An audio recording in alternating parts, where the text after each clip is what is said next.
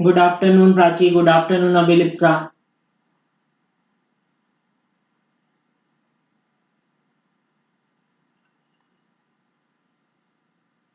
Join करो सब जल्दी।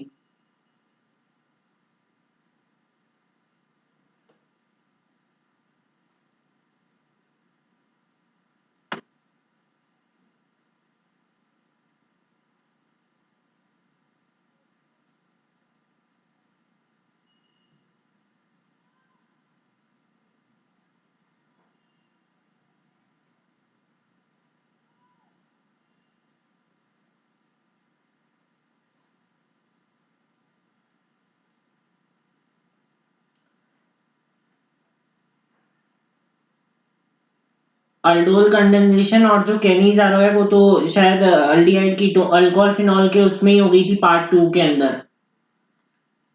जो हमारे पास केनीज़ारो और अल्डोल कंडेंसेशन वाली रिएक्शन थी। फिर उसके बाद आई थिंक यहां से ही बताना है अपने को formation of ketone from acid chloride. बताओ सब एक बार, यहीं से ही थी ना formation of ketone from acid chloride.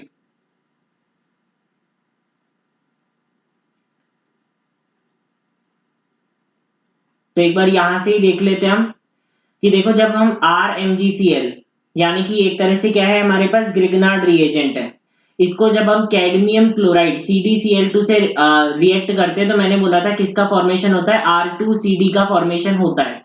किसका फॉर्मेशन होता है, R2CD का फॉर्मेशन होता है। अब R2CD को तुम ऐसे लिखो और फिर जब हम इसको एसिड क्लोराइड से रिएक्ट करवाते हैं, जब हम इसको किससे रिएक्ट करवाएंगे, एसिड क्लोराइड से जब तुम रिएक्ट करवाओगे तो मैंने ये बोला था कि जो CdCl2 है उसको वापस निकाल देना और एक एक R दोनों तरफ दे देना, तो हमारे पास कीटोन का फॉर्मेशन हो जाएगा। कैसे, एक बार मैं वापस बता देता हूं कि भाई हमारे पास RMgCl था, RMgCl को जब मैं CdCl2 के साथ रिएक्ट करवाता हूं तो R2CD का फॉर्मेशन होता है। और फिर मैंने ये बोला था कि CdR और R ऐसे लिख लिया करो और मैं इसको एसिड क्लोराइड के साथ रिएक्ट करवाऊंगा। तो एसिड क्लोराइड मैंने ऐसे लिख लिया।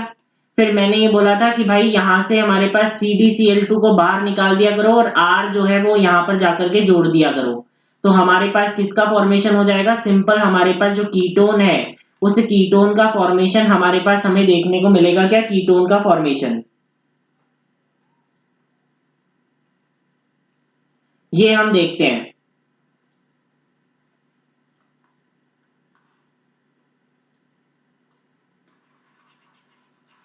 इसके बाद देखो हमने एक रिएक्शन पढ़ी थी, कार्बोनिल कंपाउंड्स के अंदर एक रिएक्शन हमें देखने को मिलती है। कार्बोनिल कंपाउंड्स में कौन सी रिएक्शन हमें देखने को मिलती है, कोई नाम बता सकता है। NAR। NAR क्या होती है, न्यूक्लियोफिलिक एडिशन रिएक्शन। क्या होता है NAR, न्यूक्लियोफिलिक एडिशन रिएक्शन, है ना। क्या होता है NAR, न्यूक्लियोफिलिक एडिशन रिएक्शन। इसके अंदर हम क्या करते हैं, जैसे फॉर एग्जांपल हमने यहाँ पर जो कार्बोनिल कंपाउंड है उसको हमने HCN से रिएक्ट करवाया है। अब तुम्हें इतना तो पता है कि HCN जो है वो हमारे पास किसके अंदर टूटता है, H पॉजिटिव और Cn नेगेटिव। HCN हमारे पास किसके अंदर टूटता है, H पॉजिटिव और Cn नेगेटिव के अंदर हमारे पास HCN टूटता है। कार्बोनिल जो कंपाउंड हमारे पास होता है उसके अंदर ऑक्सीजन एक ज्यादा इलेक्ट्रोनेगेटिव एटम है तो उस पर पार्शियल नेगेटिव चार्ज आएगा और कार्बन पर पार्शियल पॉजिटिव चार्ज आएगा। तो ये नेगेटिव वाला हमारे पास पार्शियल पॉजिटिव चार्ज पर जाकर के अटैक करेगा, बॉन्ड जो है वो हमारे पास खुलेगा और यहाँ पर तो ये हुआ Cn जाकर के जुड़ ही रखा है। साथ में HCN में H पॉजिटिव भी था, नेगेटिव और पॉजिटिव के बीच में इंटरेक्शन होगा और H प्लस जो है वो यहाँ पर जाकर के हमारे पास जुड़ जाएगा। और इस तरह से हमारे पास किसका फॉर्मेशन होगा, साइनोहाइड्रिन जो है उस साइनोहाइड्रिन का फॉर्मेशन हमें देखने को मिलता है। सही बात है कि नहीं, एक बार बता दो, साइनोहाइड्रिन का फॉर्मेशन हमें देखने को मिलता है।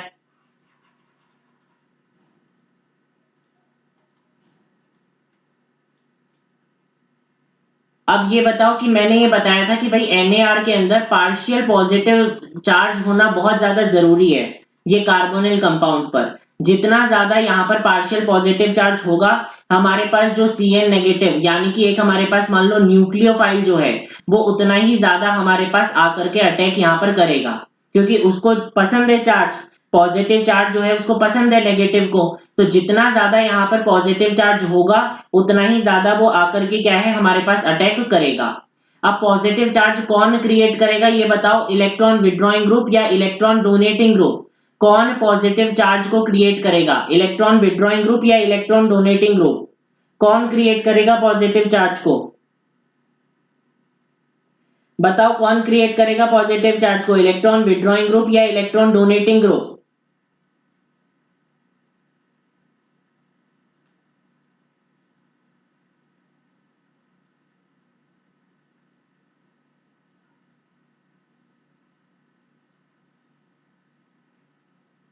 क्या पॉजिटिव चार्ज को कौन क्रिएट करेगा पूछा मैंने? इलेक्ट्रॉन, यार अभी भी तुम्हें इसमें कंफ्यूजन है।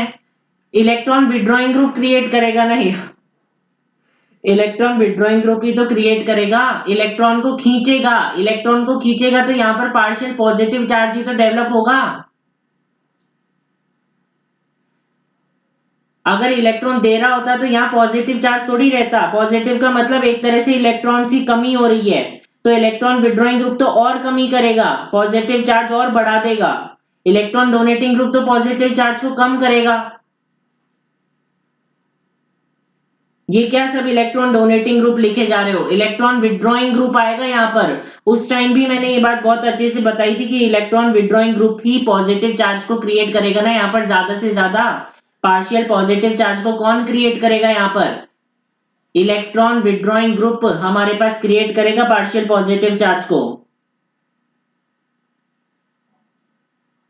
तो ये बात याद रखो। और कौन ये रिएक्शन ज्यादा अच्छे से देता है एल्डिहाइड और कीटोन्स में? तो हम ये बोल सकते हैं कि एल्डिहाइड्स और कीटोन में कौन ये रिएक्शन ज्यादा अच्छे से देगा, एल्डिहाइड। क्यों? क्योंकि स्टेरिक हिंड्रेंस कम होती है एल्डिहाइड के अंदर, लेकिन कीटोन्स के अंदर हमारे पास जो स्टेरिक हिंड्रेंस है वो ज्यादा होती है। समझ आई इतनी बात? इलेक्ट्रॉन विड्रॉइंग ग्रुप वाली बात समझ में आई कि इलेक्ट्रॉन विड्रॉइंग ग्रुप ही तो हमारे पास पार्शियल पॉजिटिव चार्ज को क्रिएट कर रहा है ज्यादा से ज्यादा।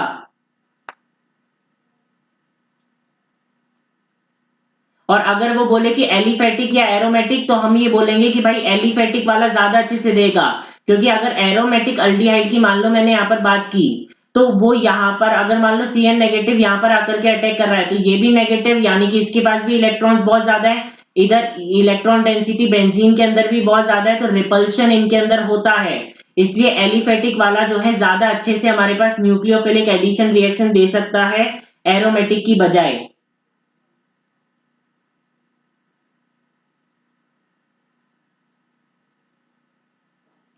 चीजें याद रखा करो, इलेक्ट्रॉन विड्रॉइंग ग्रुप इसके अंदर रिक्वायरमेंट रहेगी, अल्डिहाइड ज्यादा अच्छे से करेगा कीटोन से, एलिफेटिक ज्यादा अच्छे से करेगा हमारे पास एरोमेटिक से। ये बात बहुत अच्छे से याद रखनी है। अब अगर ऐसा क्वेश्चन आया और तुम गलत करके आए तो देख लेना।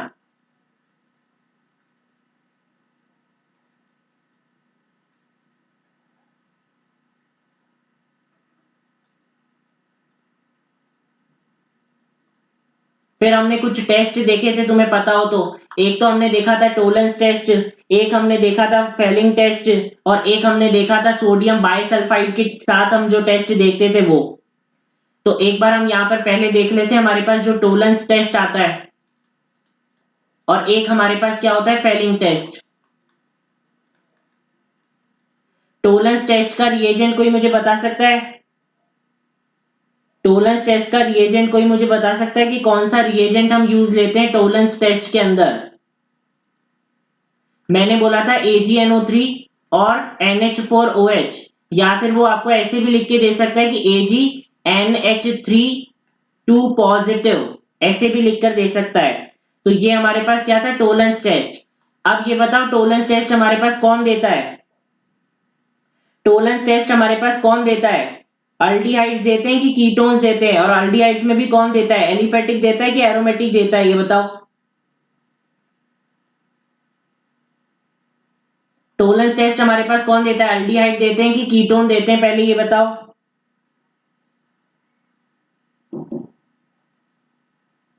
बिल्कुल सही बात है, अल्डिहाइड देते हैं। अभिलिप्सा ने जवाब दे दिया, अल्डिहाइड देते हैं। सही बात है। अल्डिहाइड में कौन देता है, एलिफेटिक देता है कि एरोमेटिक देता है? एलिफेटिक देता है कि एरोमेटिक देता है?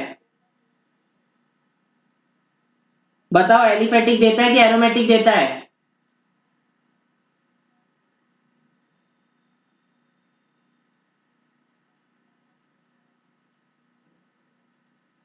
चलो, अब सबका गलत आंसर आ ही गया। एलिफेटिक भी देता है और एरोमेटिक भी देता है। दोनों ही देंगे। टोलेंस टेस्ट तो दोनों ही देते हैं, एलिफेटिक भी देता है और एरोमेटिक भी देता है टोलेंस टेस्ट तो। फेलिंग टेस्ट में आती है वो गड़बड़ी कि यहां पर केवल और केवल एलिफेटिक अल्डिहाइड्स ही ये टेस्ट देते हैं। एरोमेटिक अल्डिहाइड्स और कीटोन्स हमारे पास फेलिंग टेस्ट को नहीं देते। इसलिए मैंने तुमसे पूछा, अब ये गलत नहीं जाना चाहिए कि टोलेंस टेस्ट तो हमारे पास दोनों देंगे, एलिफेटिक और एरोमेटिक दोनों, लेकिन फेलिंग टेस्ट हमारे पास केवल एलिफेटिक अल्डिहाइड्स ही देंगे, ये बात याद रखना। मैंने बोला था नीट 2024 में एक क्वेश्चन आया था। क्या पूछा था उसमें? फेलिंग के अंदर दो सॉल्यूशन होते हैं, अगर तुम्हें पता हो तो। एक तो होता है फेलिंग ए और एक होता है हमारे पास फेलिंग बी। दो सॉल्यूशन होते हैं। उसने पूछा था फेलिंग ए में क्या होता है, उस टाइम मैंने तुम्हें बताया था aqueous copper sulphate. Aqueous copper sulphate हमारे पास किसके अंदर होता है? फेलिंग ए के अंदर। और फेलिंग बी में हमारे पास क्या होता है? Rushel salt.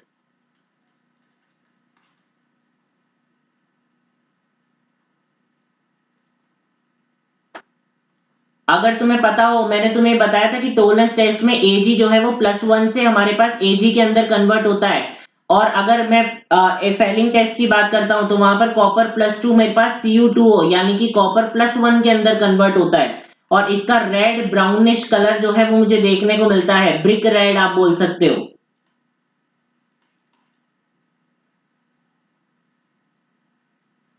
हाँ, बी के अंदर रुशेल सॉल्ट और सोडियम पोटेशियम टार्ट्रेट हमारे पास होता है। और अल्टीमेटली मैंने बताया था कि दोनों के अंदर ही क्या होता है, अगर आप अल्डिहाइड लोगे तो हमारे पास किसके अंदर बदलेगा ये? सॉल्ट के अंदर हमारे पास हो जाएगा। यानी कि इसका हमारे पास क्या हो रहा है? ऑक्सीडेशन हो रहा है। अल्डिहाइड से हमारे पास कार्बोक्सिलिक एसिड की सॉल्ट के अंदर ही हमारे पास कन्वर्ट हो रहा है। यहां पर ऑक्सीडेशन होता है। और रिडक्शन किसका हो रहा है? इन दोनों का। कॉपर +2 से +1 में जा रहा है और Ag+1 से Ag के अंदर जा रहा है। Ag की ऑक्सीडेशन स्टेट क्या है? 0। +1 से 0 ऑक्सीडेशन स्टेट के अंदर कन्वर्ट हो रहा है हमारे पास।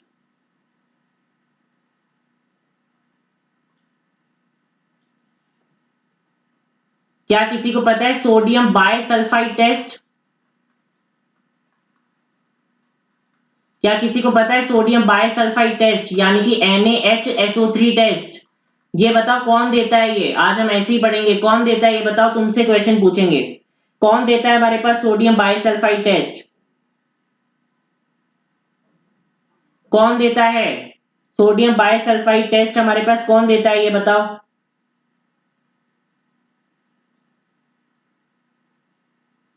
क्विक आंसर दिया करो, फटाफट चमकना चाहिए यार। अब तो डेट पास आ रही है नीट की, अक्टूबर हो गया। अभी तक तो तुम्हें याद होना चाहिए था। बीच में हमारी ऑर्गेनिक की मैंने कितना ब्रेक भी तुम्हें दिया था। अल्डिहाइड्स और मिथाइल कीटोन। कीटोन्स में सारे कीटोन्स नहीं देते, केवल और केवल मिथाइल कीटोन्स ही हमारे पास ये टेस्ट देंगे। और सारे के सारे अल्डिहाइड्स हमारे पास ये टेस्ट देंगे। ऑल अल्डिहाइड्स और मिथाइल कीटोन्स हमारे पास ये टेस्ट देते हैं। मिथाइल कीटोन्स, सारे कीटोन्स नहीं, केवल और केवल मिथाइल कीटोन्स की बात होती है यहाँ पर। अगर मैं बात करूं कि यहाँ पर हमारे पास इस टेस्ट के अंदर क्या होता है, तो मैंने ये बोला था कि भाई NaHSO3 है, इसको तुम तोड़ा करो H पॉजिटिव और SO3 Na नेगेटिव में तोड़ा करो। अब तुम्हें समझ आ जाएगा कि यहाँ पर पार्शियल पॉजिटिव चार्ज होता है, नेगेटिव पॉजिटिव पर जाकर के अटैक होगा। ये बॉन्ड यहाँ पर खुलेगा तो हमारे पास प्रोडक्ट का फॉर्मेशन क्या होगा? प्रोडक्ट का फॉर्मेशन होगा, यहाँ पर SO3 Na जाकर के जुड़ेगा और यहाँ पर नेगेटिव था तो H पॉजिटिव यहाँ पर जाकर के जुड़ेगा। व्हाइट क्रिस्टलाइन एडक्ट का फॉर्मेशन हमें यहाँ पर देखने को मिलता है। व्हाइट क्रिस्टलाइन एडक्ट का फॉर्मेशन यहाँ पर देखने को मिलता है हमें सोडियम बायसल्फाइड टेस्ट के अंदर। व्हाइट क्रिस्टलाइन एडक्ट का formation.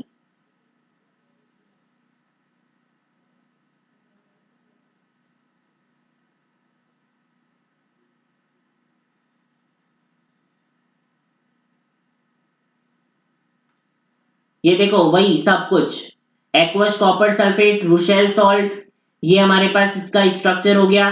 Cu2O red brownish colour, brick red colour भी आप इसको बोल सकते हो, एलिफेटिक देता है, एरोमेटिक और कीटोन ही हमारे पास टेस्ट नहीं देते। सब कुछ तुम्हें पता होना चाहिए, अब तो तुम्हें याद होना ही चाहिए।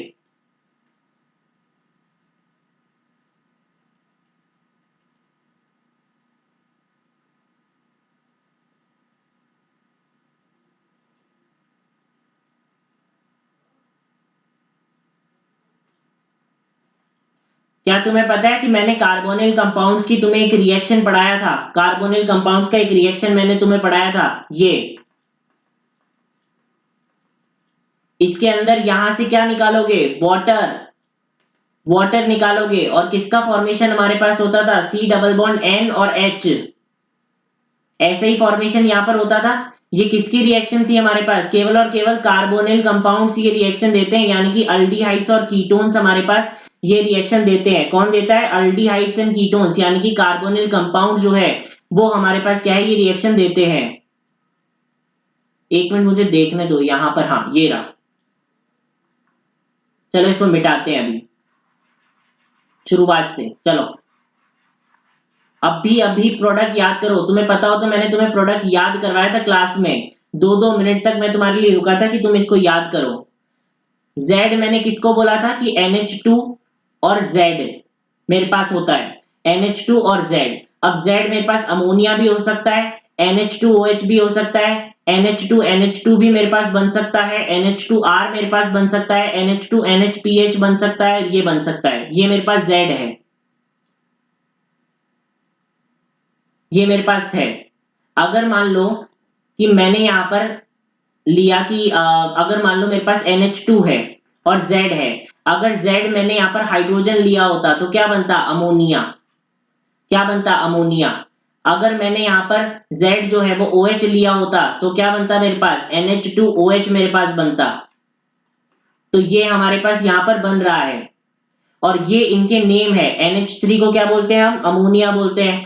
NH2OH को क्या बोलते हैं, हाइड्रोक्सिल अमीन बोलते हैं। NH2NH2 को क्या बोलते हैं, हाइड्राजीन बोलते हैं। NH2R को क्या बोलते हैं, 1 डिग्री अमीन। ये यहाँ पर हमारे पास क्या है, फिनाइल हाइड्राजीन। और फिर मैंने बोला था कि जब कार्बोनिल कंपाउंड से इनकी रिएक्शन हो जाएगी तो जीन का जोन हो जाएगा, जो जीन है उसका हमारे पास जोन कर देना। ये हमारे पास सेमी कार्बाजाइड है, इसको सेमी कार्बाजोन हमारे पास यहाँ पर बन जाएगा।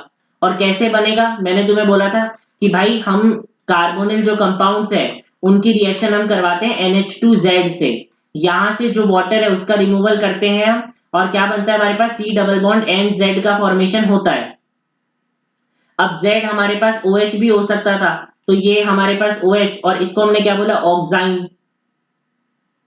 अगर हम NH2NH2 के साथ रिएक्शन करवा रहे थे तो उस केस में हमारे पास ZNH2 था, तो क्या बनता हमारे पास, C डबल बॉन्ड NNH2, इसका फॉर्मेशन हमारे पास होता है, और इसको हम क्या बोलते हैं, हाइड्राजोन। शिफ्ट बेस ये रहा, फिनाइल हाइड्राजोन, सेमी कार्बाजोन। अभी के अभी ये रिएजेंट्स याद करो कि Z हमारे पास क्या क्या हो सकता है और Z हमारे पास क्या क्या होगा, उससे ही हमारे पास रिएजेंट बनेंगे, और इनकी रिएक्शन जब तुम कार्बोनिल कंपाउंड के साथ करवाओगे तो इनका फॉर्मेशन होगा। अभी के अभी याद करो ये सारी चीजें, याद करो सब।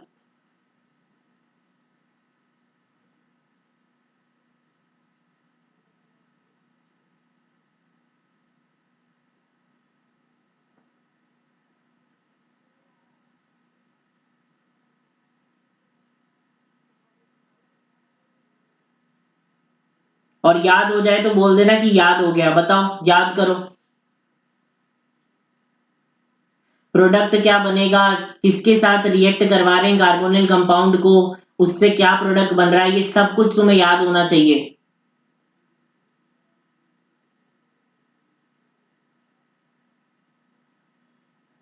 हो गया यार सबको, बताओ।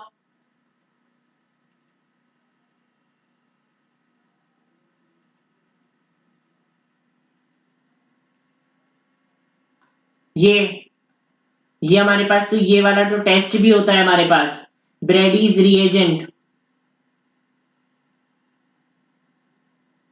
2,4 डायनाइट्रोफिनाइल हाइड्राजीन।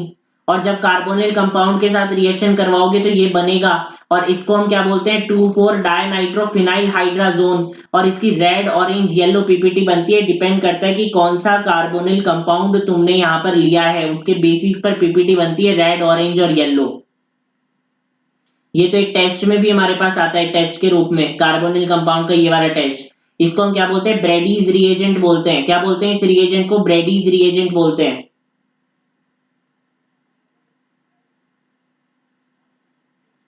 और ये हमारे पास क्या है, यहाँ पर जो प्रोडक्ट है उसका फॉर्मेशन हो गया 2,4 डायनाइट्रोफिनाइल हाइड्राजोन, और रिएजेंट क्या है, 2,4 डायनाइट्रोफिनाइल हाइड्राजीन।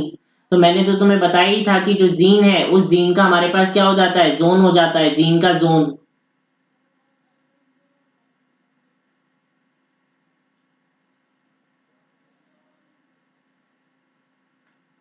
फिर देखो मैंने तुम्हें क्या बताया था, ये दिस इज वेरी इंपॉर्टेंट, बहुत बहुत ज्यादा इंपॉर्टेंट है ये बात याद रखना।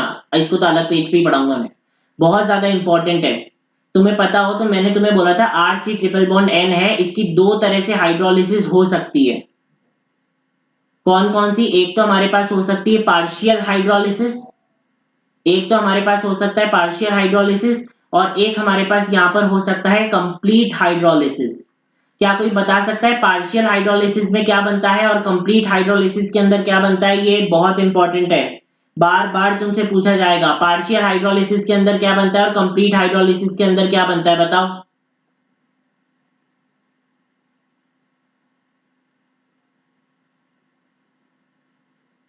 पार्शियल हाइड्रोलिसिस में क्या बनता है, कंप्लीट हाइड्रोलिसिस में क्या बनता है, कंप्लीट में NH3 बनता है, केवल NH3 बनता है, NH3, ये क्या है।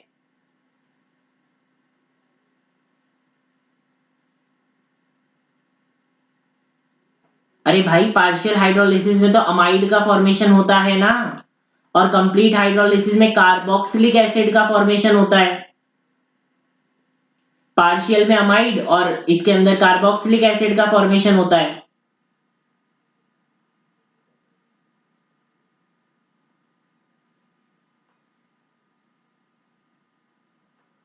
बताओ। अब मैं तुम्हें बताऊं कि वो रिएक्शन सीरीज वाइज कैसे बनाता है, सीरीज वाइज कैसे बनाता है। बताऊं तुम्हें, अगर तुम बोलोगे तो ही बताऊंगा कि वो सीरीज वाइज रिएक्शन बनाता कैसे है, वरना नहीं बताएं फिर।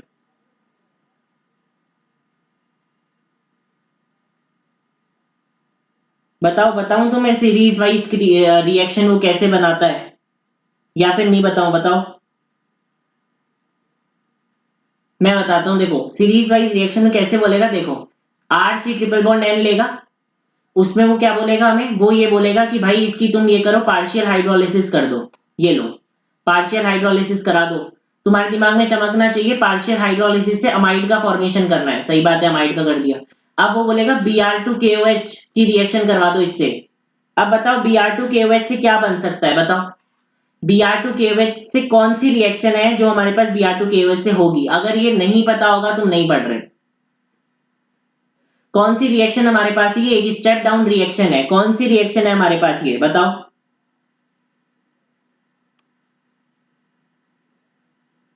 कौन सी रिएक्शन है हमारे पास ये।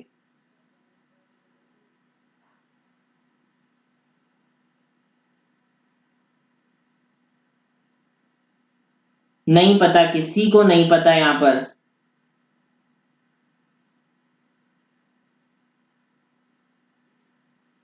हॉफमैन ब्रोमोमाइड डिग्रेडेशन, क्या है हॉफमैन ब्रोमोमाइड डिग्रेडेशन, मैंने तुम्हें सिंपल बताया था हॉफमैन ब्रोमोमाइड में सी डबल बॉन्डो को रिमूव कर देना और सिंपल RNH2 का फॉर्मेशन कर देना, सिंपल RNH2 जो है उसका फॉर्मेशन कर देना।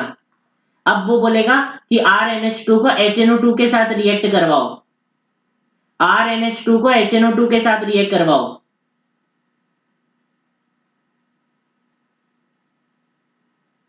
तो किसका फॉर्मेशन होता है, ROH का, 1 डिग्री अल्कोहल का फॉर्मेशन होता था, तुम्हें पता हो तो।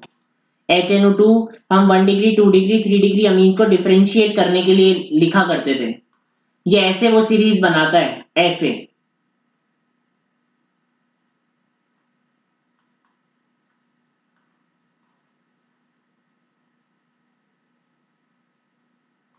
मैं इतना ऑर्गेनिक, मेरी इतनी तगड़ी है, अभी तुम्हारे सामने में बैठा बैठा देखो सीरीज बनाता हूँ, रुको। मैंने ये बोला सी एन यहां पर लिया, मैंने ये बोला यहां से पार्शियल हाइड्रोलिसिस करवा दो, लो ए बना मेरे पास। मैंने बोला Br2KOH के साथ रिएक्ट करवाओ, मैंने बोला बी बना।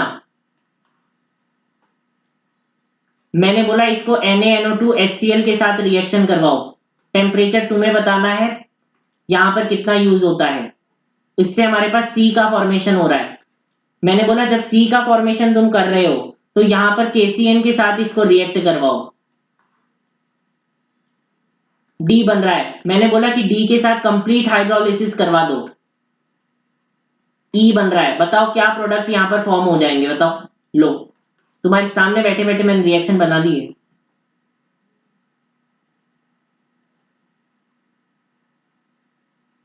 तुम्हारे सामने बैठे बैठे रिएक्शन बनाई है।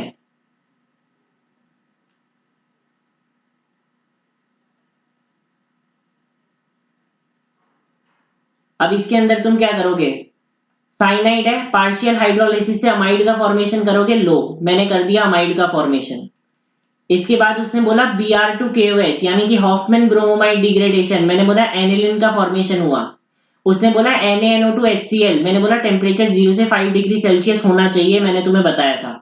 डाई एजोटाइजेशन रिएक्शन हो जाती है, किसका, बेंजीन डाई एजोनियम क्लोराइड का फॉर्मेशन होता है। मैंने बोला था बहुत अच्छा लीविंग ग्रुप है। KCN के साथ रिएक्ट करवाया, मैंने बोला Cn नेगेटिव यहाँ पर अटैकिंग स्पीशीज है, यहाँ पर आकर अटैक करेगी और निकलेगा यहाँ से, हेलो एल्केन हेलो एरिन में मैंने तुम्हें पढ़ाया था।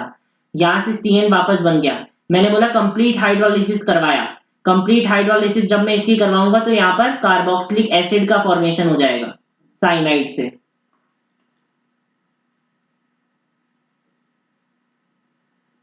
फिर देखो लो, और आगे बनाता हूँ। कार्बोक्सिलिक एसिड था, मैंने बोला कि NH3 और हीट, इससे रिएक्ट करवाओ, क्या बनेगा यहाँ पर। मैंने बोला था कि यहां से NH3 और हीट करवाओगे तो C डबल बॉन्डो NH2 बनेगा। इसी चैप्टर में पढ़ेंगे अभी हम ये। फिर मैं यहाँ पर बोल देता हूँ कि Br2KOH से रिएक्शन करा दो, एनिलिन का वापस फॉर्मेशन हो जाएगा। ये रिएक्शन कुछ नहीं है, केवल याद होना चाहिए। ऑर्गेनिक एक बार याद हो गई ना, कुछ नहीं होता फिर।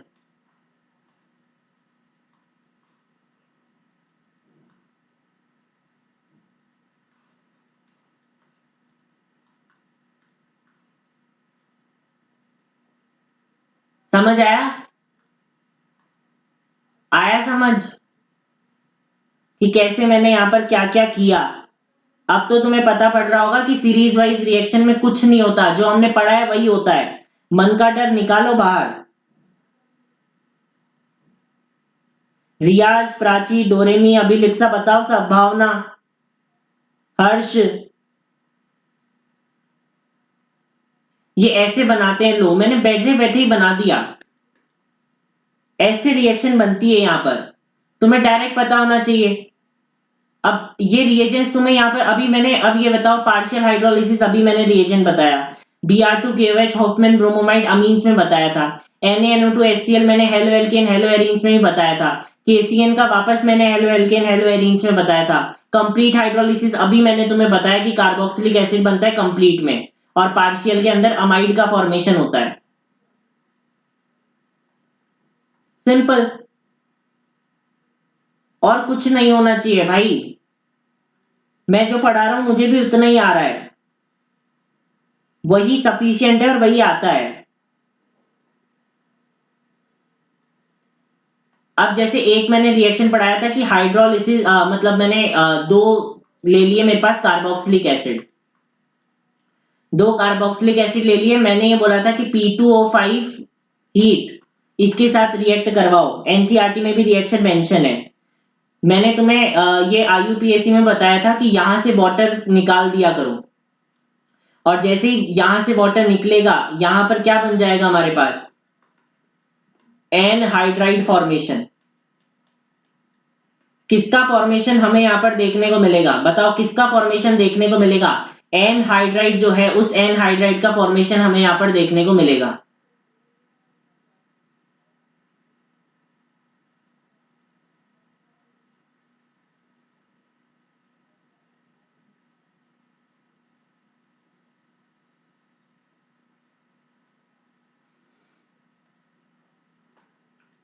ऐसी बहुत सारी चीजें हमने तुम्हारे लिए प्लान कर रखी है सीरीज वाली, ये तो मैंने केवल यो बताया है। बट याद रखना कि सीरीज में अगर वो पूछेगा ना, तो ये याद रखना वो अमीन्स चैप्टर की सीरीज बार बार पूछेगा। हर हर एक रिएक्शन में वो अमीन्स चैप्टर को जरूर घुसाएगा, ये याद रखना।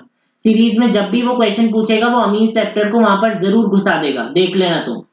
इसलिए मैं भी तुम्हें वही सीरीज करवाऊंगा, उस सीरीज के अंदर मैं भी तुम्हें अमीज चैप्टर की ही रिएक्शन बार बार डालूंगा, ताकि तुम्हें वो रिएक्शन याद हो जाए, क्योंकि सीरीज में मोस्ट इंपॉर्टेंट ही यही होता है कि अमीन्स की रिएक्शन आपको कितनी याद है।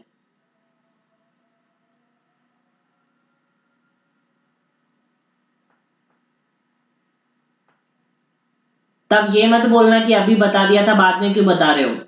अमीन्स की रिएक्शन हमेशा आएगी सीरीज में, तो तुम जितनी बार, चाहे तुम्हें ऐसा लगे कि यार ये तो बार बार आ रहा है, ये तो कितनी बार हो गया, याद हो गया, अब क्यों करवा रहे हैं, करो उसको, क्योंकि वो चीज याद होना बहुत जरूरी है। अमीन्स चैप्टर को चाहे 20 बार रिवाइज करो, 20 बार उसकी रिएक्शन प्रैक्टिस करो, 20 बार उसकी सीरीज करो, तुम्हें चाहे थक जाओ तुम कि ये बार बार आ रहा है, अब हमें याद हो गया, अब हमें ये नहीं करना, लेकिन जब भी क्वेश्चन आएगा तुम्हें अमीन्स करना है। एक मैंने तुम्हें इस चैप्टर के अंदर बताया था किसके बारे में, हीटिंग इफेक्ट के बारे में, तुम्हें पता हो तो, कि मैंने तुम्हें बताया था हीटिंग इफेक्ट के बारे में। और मैंने तुम्हें बोला था कि ये जर्नल फॉर्मूला जो है वो तुम्हें यहाँ पर पता होना चाहिए। ये जर्नल फॉर्मूला जो है वो तुम्हें यहाँ पर पता होना चाहिए कि COOH CH2N और हमारे पास क्या है COOH।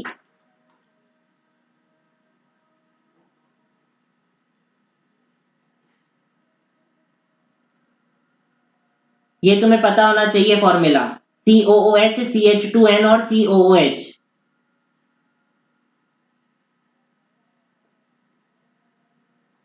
अब जब मैं यहाँ पर बात करूंगा कि n की वैल्यू 0 है, n की वैल्यू 0 है यानी कि CH2 तो है ही नहीं, तो केवल और केवल हमारे पास क्या होगा COOH और COOH।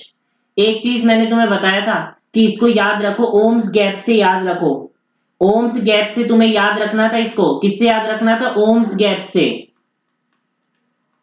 क्या बोला था मैंने, oxalic acid, malonic acid, succinic acid, glutaric acid, adipic acid, pimelic acid, suberic acid.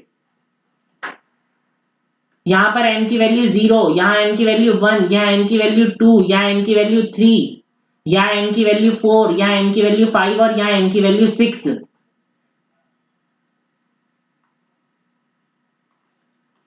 फिर मैंने तुम्हें बोला था कि ये चीज इसके अंदर याद रखो कि n की वैल्यू अगर 0 है तो तुम्हें तीनों गैसेस वहां से निकाल देनी है। n की वैल्यू अगर 1 है तो तुम्हें क्या करना है, n की वैल्यू 2 और 3 है तो तुम्हें क्या करना है।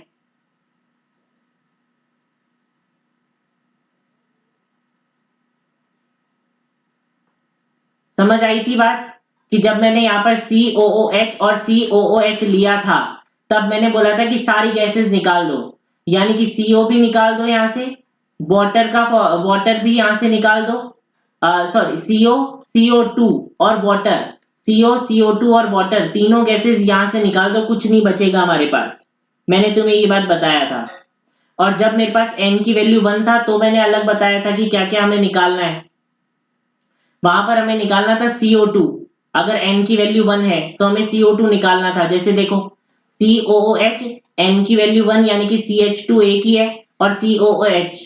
अगर मैं ये बोलूं कि भाई इसके अंदर मुझे क्या करना है, यहाँ पर अब अगर मैं यहाँ से क्या निकालूंगा, CO2 गैस निकालूंगा, यहाँ से CO2 गैस निकाला तो किसका फॉर्मेशन हुआ, CH2H और COOH, यानी कि CH3COOH का फॉर्मेशन देखने को मिलेगा मुझे।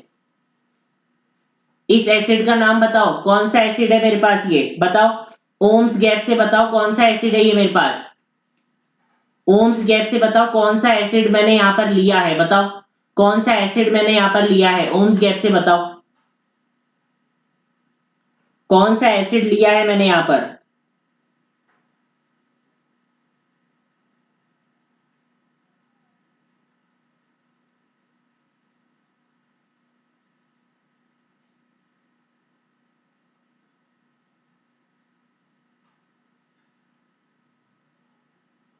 वाह, एम, हाँ मेलोनिक एसिड, बहुत बढ़िया भावना, बहुत बढ़िया।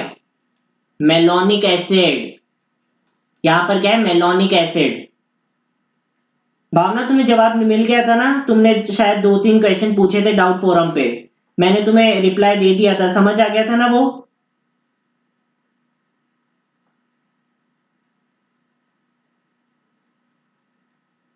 मेलोनिक एसिड, बिल्कुल।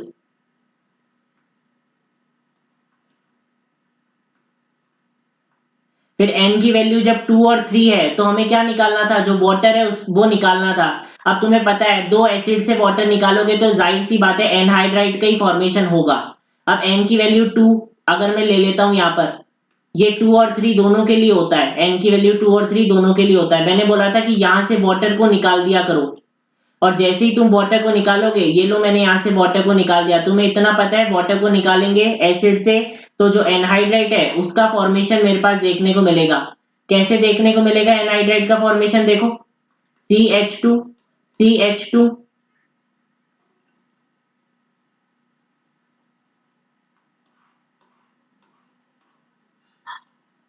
C डबल बॉन्डो C डबल बॉन्डो, और एक ऑक्सीजन हमारे पास एक्स्ट्रा है।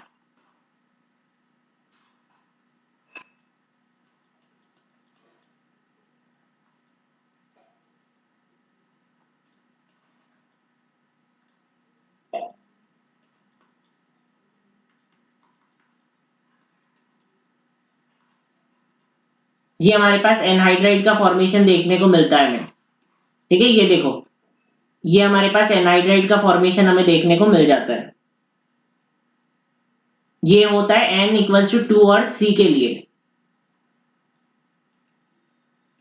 फिर अब सबसे इंपॉर्टेंट मैं इसके अंदर यही मानता हूं, सबसे इंपॉर्टेंट मैं इसके अंदर यही मानता हूं कि n इक्वल्स टू 4, 5 और 6, क्योंकि इसके अंदर मुझे पता है कि रिंग का फॉर्मेशन मुझे देखने को मिल जाता है। तो अगर मैं यहाँ पर n इक्वल्स टू 4, 5, 6 लेता हूं तो CO2 और वाटर ये निकालूंगा मैं यहां से। तो यहां पर मैंने एग्जांपल लिया था n इक्वल्स टू 4 का, और साथ में एसिड तो होंगे ही हमारे पास। मैंने बोला था कि यहाँ पर CO2 निकाल दो और साथ में वाटर निकाल दो और इसका फॉर्मेशन कर दो। CO2 निकाल दो, वाटर निकाल दो और इसका फॉर्मेशन कर दो। ये क्या है? 5 कार्बन का ये, और यहाँ पर कीटोनिक ग्रुप, तो एक तरह से हमारे पास कीटोन ही बन गया यहाँ पर। इसके अंदर रिंग का फॉर्मेशन होता है और कीटोन बनता है, इसलिए मैं सबसे इंपॉर्टेंट यही मानता हूं। एक बार हम रिकैप ले लेते हैं कि अगर n इक्वल्स टू 0 है, सारी गैसेस निकालो, सारी गैसेस, चाहे CO2 है, चाहे CO है, चाहे वाटर है, सारी गैसेस को निकालोगे। अगर n इक्वल्स टू 1 है तो हमारे पास किसको निकालेंगे हम n इक्वल्स टू 1 में? बताओ, n इक्वल्स टू 2 और 3 में किसको निकालेंगे ये बताओ। अगर n इक्वल्स टू 1 है तो हीटिंग, ध्यान रखना ये है हीटिंग इफेक्ट, हीट मेंशन है हमारे पास, हीट मेंशन है, ये हमारे पास क्या है? हीटिंग इफेक्ट है, हीट मेंशन है हमारे पास। बताओ n इक्वल्स टू 1 में क्या निकालेंगे हम? जब हम उसको हीट करेंगे तो क्या निकलेगा n इक्वल्स टू 1 के अंदर? बताओ एक बार, क्या निकलेगा n इक्वल्स टू 1 के अंदर? बिल्कुल, n इक्वल्स टू 1 में CO2 निकलेगा, और इन n इक्वल्स टू 2 और 3 में वाटर निकलेगा, और n इक्वल्स टू अगर 4, 5 ऐसा है तो हमारे पास CO2 और वाटर दोनों निकाल देना।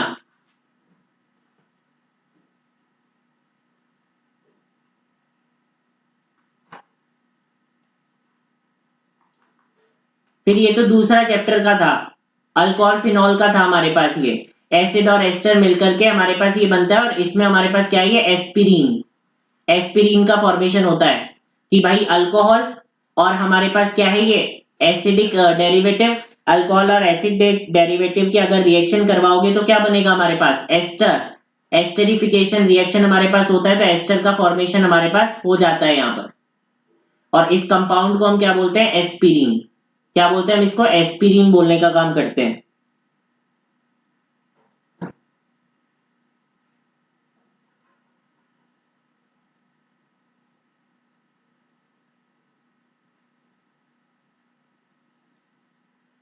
समझ में आया? बताओ, समझ आया? समझ में आया? आज की क्लास का पूरा एकदम रिकैप हो गया। जो वीडियो तुम्हारे लिए अवेलेबल नहीं थी, फिर मैंने भी सोचा कि यार अगर अवेलेबल नहीं है तो तुम रिवाइज कहाँ से करोगे, तो मैंने सोचा कि एक बार मैं ही रिवाइज करवा देता हूँ सबको। क्वेश्चन पूछ पूछ के रिवाइज कर लेंगे ताकि रिवाइज भी हो जाएगा और तुम्हें क्वेश्चन का भी पता पड़ जाएगा कि क्या आता है। होप अब तुम्हें दिमाग में बैठ गया होगा।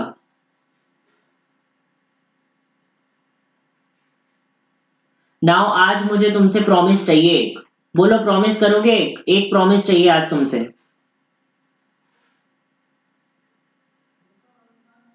बताओ, एक प्रॉमिस चाहिए तुमसे। बताओ बताओ, एक प्रॉमिस चाहिए मुझे।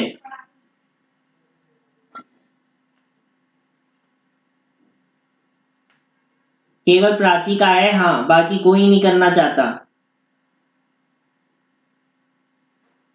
भावना का भी आ गया, अभिलिप्सा का आ गया, केवल 3।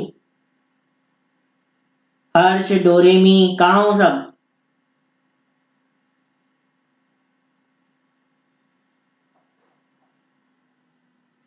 यही कि भाई तुम्हारे रिएक्शन पार्ट तुम्हारे लिए बहुत इंपॉर्टेंट है, ये तुम्हें भी पता है। ऑर्गेनिक में मोस्टली क्वेश्चन रिएक्शन पार्ट से आते हैं, मोस्टली। और मैंने तुम्हें बहुत सारी रिएक्शंस करवाई है ऑलरेडी। तो तुम उनको रिवाइज करना कब चालू करोगे? जैसे अभी मैं तुमसे कोई क्वेश्चन पूछता हूँ तो तुम्हें 50% से 60% याद आता है।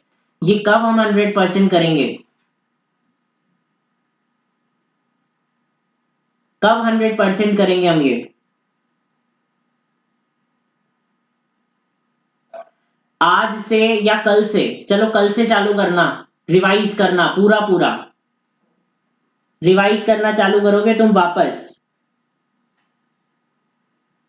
जीओसी से लेकर अमीन्स तक वापस रिवाइज करोगे सब। ये प्रॉमिस करो, जीओसी से लेकर अमीन्स में वापस रिवाइज करोगे। और विद इन 7 डेज में रिवाइज करोगे फटाफट। 7 से 8 दिन के अंदर अंदर तुम्हें पूरा रिवाइज कर लेना एक बार वापस ऑर्गेनिक को, जो रिएक्शन पार्ट है, जीओसी से लेकर अमीन्स तक।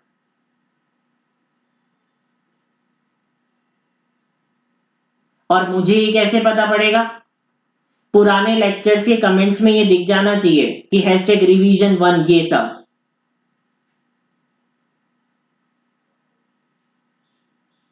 कल से मैं कमेंट देखना चालू कर दूंगा मेरे पुराने लेक्चर्स पे। और जो भी ये प्रॉमिस कर रहा है सबके कमेंट देखूंगा कि 7 दिन के अंदर अंदर तुम पूरी ऑर्गेनिक वापस ये रिएक्शन पार्ट रिवाइज करोगे, पूरा का पूरा। 7 डेज में, विद इन 7 डेज। दिवाली आने वाली है, दिवाली के बहुत टाइम पहले से ही अपन ऑर्गेनिक को निपटा देंगे, ताकि हमें ये नहीं लगे कि यार दिवाली में बर्बाद हो गई छुट्टियां। पहले से ही सब कुछ पढ़ लो, विद इन 7 डेज। हाँ, जिसको अगर आइसोमेरिज्म में डाउट लग रहा है तो आइसोमेरिज्म भी कर लो। बट वो मैं इसलिए नहीं बोलता क्योंकि आइसोमेरिज्म से इतने ज्यादा क्वेश्चन नहीं पूछे जाते जितने रिएक्शन पार्ट से पूछे जाते हैं हमारे पास। इसलिए मैं चाहता हूं कि बी कॉन्फिडेंट। ऑर्गेनिक में कॉन्फिडेंट तभी आएगा, कॉन्फिडेंस तभी आएगा जब तुम्हारा रिएक्शन पार्ट कंप्लीट हो जाएगा पूरा। इसलिए मैंने बोला कि रिएक्शन पार्ट से कर लो, ताकि जिसको आइसोमेरिज्म में डाउट है या आईयूपीएसी के अंदर डाउट है वो लेक्चर्स तो जरूर अटेंड करेगा ही। 7 डेज के अंदर अंदर पूरी ऑर्गेनिक वापस रिवाइज हो जानी चाहिए तुम्हारी सबकी। एक एक का मुझे वहां पर कमेंट चाहिएगा पुराने लेक्चर्स पर। वहां से तुम पूरी ऑर्गेनिक 7 डेज में रिवाइज कर लोगे, चाहे एक दिन में। तुम अगर लेक्चर नहीं देखना तो मत देखो, जरूरी थोड़ी है। जिसको अगर नोट से ही समझ आ रहा है तो वो तो नोट्स ही प्रिफर करेगा, वो क्यों लेक्चर में टाइम बर्बाद करेगा बार बार। लेकिन एक बार लेक्चर पे जाकर लिख जरूर देना कि हाँ हो गया रिवाइज। और ऐसे मजाक में नहीं कि हाँ हमने करा ही नहीं और जबरदस्ती जाकर लिख दिया वहां पर, सच में। और इन 7 डेज का भी बैकलॉग मत कर लेना कि तुम लास्ट में बोलो भैया वो 7 डेज जो आपने दिए थे उसमें भी बैकलॉग हो गया मेरा।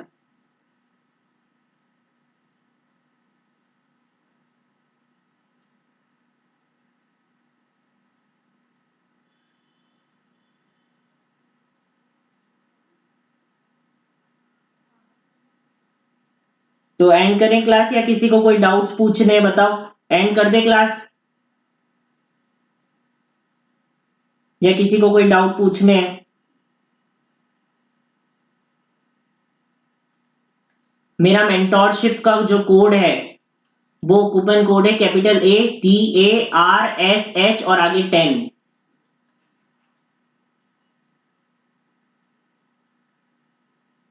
हाँ कोई बात नहीं प्राची, कोई बात नहीं, बट करना अच्छे से, क्योंकि अमीन्स बहुत इंपॉर्टेंट चैप्टर है।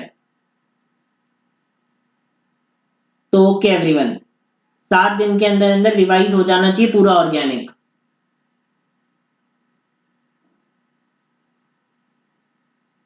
ओके।